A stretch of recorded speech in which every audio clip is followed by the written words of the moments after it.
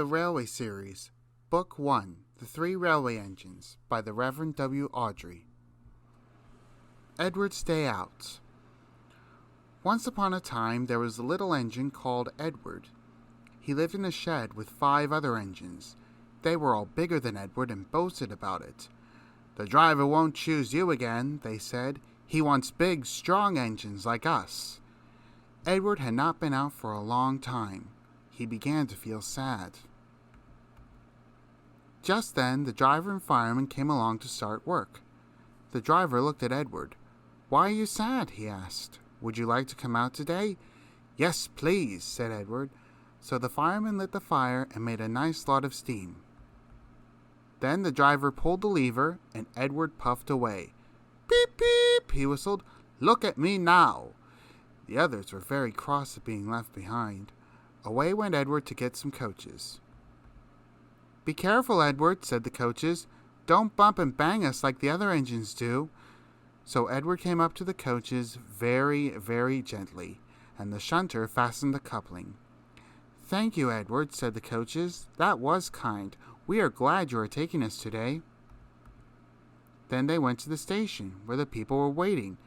"Beep, beep," whistled Edward. "Get in quickly, please." So the people got in quickly, and Edward waited happily for the guard to blow his whistle and wave his green flag. He waited and waited. There was no whistle, no green flag. "Beep, beep, beep, beep. Where is that guard?" Edward was getting anxious. The driver and fireman asked the station master, "Have you seen the guard?" "No," he said. They asked the porter, "Have you seen the guard?" "Yes, last night," said the porter. Edward began to get cross. "Are we ever going to start?" he said. Just then a little boy shouted, "Here he comes!" And there the guard was, running down the hill with his flags in one hand and a sandwich in the other. He ran onto the platform, blew his whistle, and jumped into his van. Edward puffed off. He did have a happy day. All the children ran to wave as he went past, and he met old friends at all the stations. He worked so hard that the driver promised to take him out again next day. "I'm going out again tomorrow," he told the other engines at night in the shed. "What do you think of that?" But he didn't hear what they thought, for he was so tired and happy that he fell asleep at once. Edward and Gordon. One of the engines in Edward's shed was called Gordon. He was very big and very proud. "You watched me this afternoon, little Edward," he boasted, "as I rushed through with the express. That will be a splendid sight for you." Just then his driver pulled the lever. "Goodbye, little Edward," said Gordon as he puffed away. "Look out for me this afternoon." Edward went off too to do some shunting. Edward liked shunting. It was fun playing with trucks. He would come up quietly and give them a pull. "Oh, oh, oh, oh, oh!" screamed the trucks. "Whatever is happening?" Then he would stop and the silly trucks would go bump into each other. "Oh, oh, oh, oh!" they cried again. Edward pushed them until they were running nicely, and when they weren't expecting it, he would stop. One of them would be sure to run onto another line.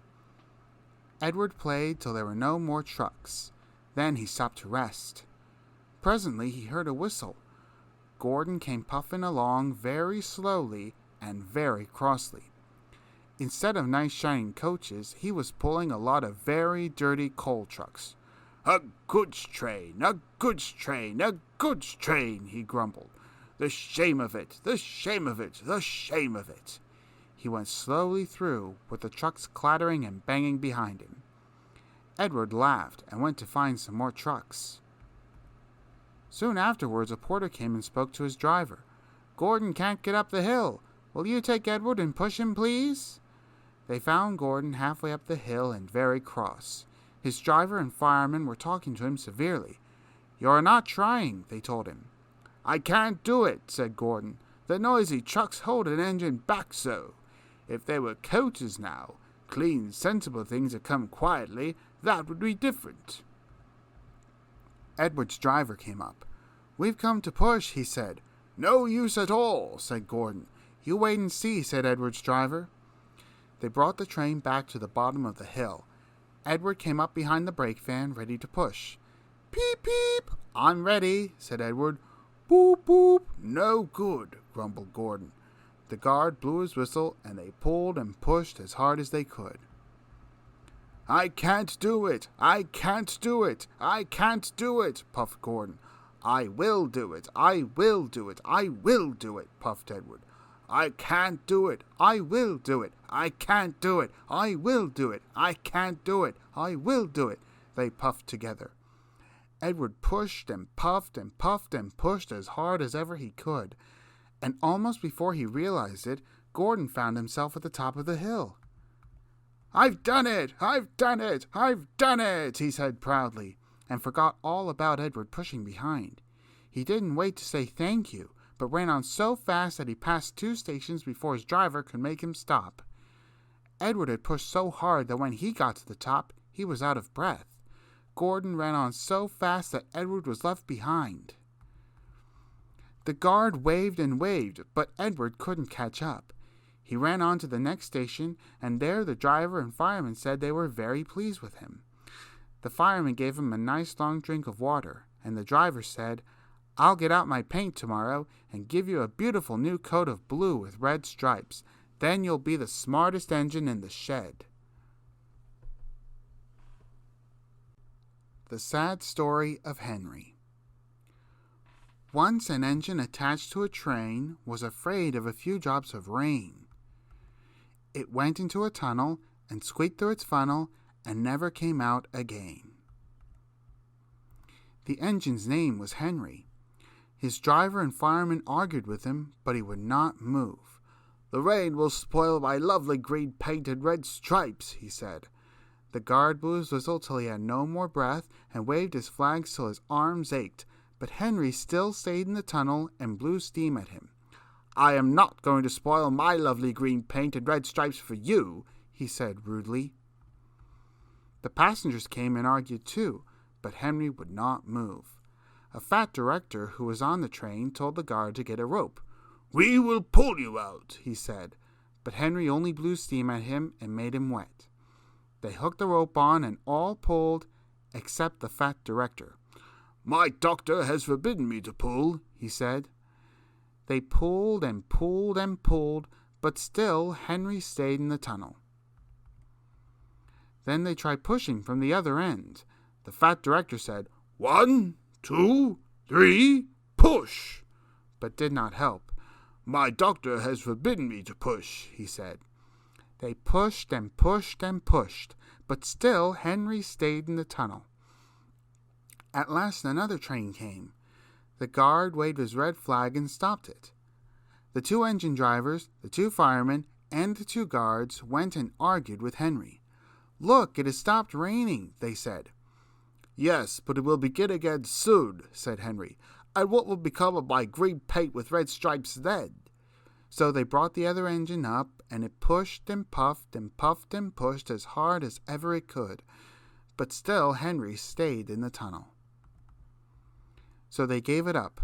They told Henry, "We shall leave you there for always and always and always." They took up the old rails, built a wall in front of him, and cut a new tunnel. Now Henry can't get out, and he watches the trains rushing through the new tunnel. He is very sad because no one will ever see his lovely green paint with red stripes again. But I think he deserved it, don't you? Edward, Gordon, and Henry.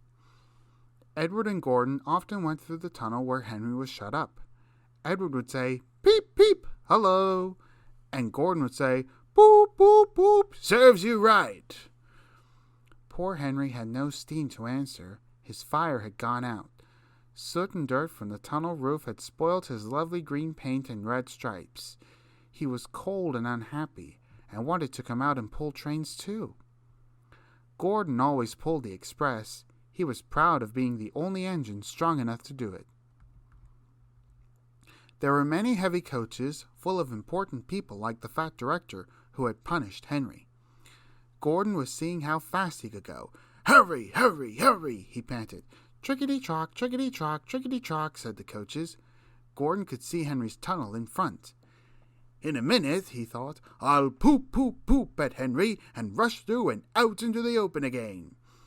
Closer and closer he came. He was almost there when crack, whoosh! He was in a cloud of steam and going slower and slower. His driver stopped the train. What has happened to me? Asked Gordon. I feel so weak. You've burst your safety valve, said the driver. You can't pull the train any more. Oh dear, said Gordon. We were going so nicely, too. Look at Henry laughing at me. Gordon made a face at Henry and blew smoke at him. Everybody got out and came to see Gordon. Humph, said the fat director. I never liked these big engines. Always going wrong. Send for another engine at once. While the guard went to find one, they uncoupled Gordon and ran him on a siding out of the way. The only engine left in the shed was Edward. I'll come and try, he said. Gordon saw him coming. That's no use, he said. Edward can't pull the train. Edward puffed and pulled and pulled and puffed, but he couldn't move the heavy coaches. I told you so, said Gordon rudely. Why not let Henry try? Yes, said the fat director. I will. Will you help pull this train, Henry? He asked. Yes, said Henry at once. So Gordon's driver and fireman lit his fire, some plate layers broke down the wall and put back the rails, and when he had steam up, Henry puffed out. He was dirty, his boiler was black, and he was covered with cobwebs. Oh, I'm so stiff, oh, I'm so stiff, he groaned.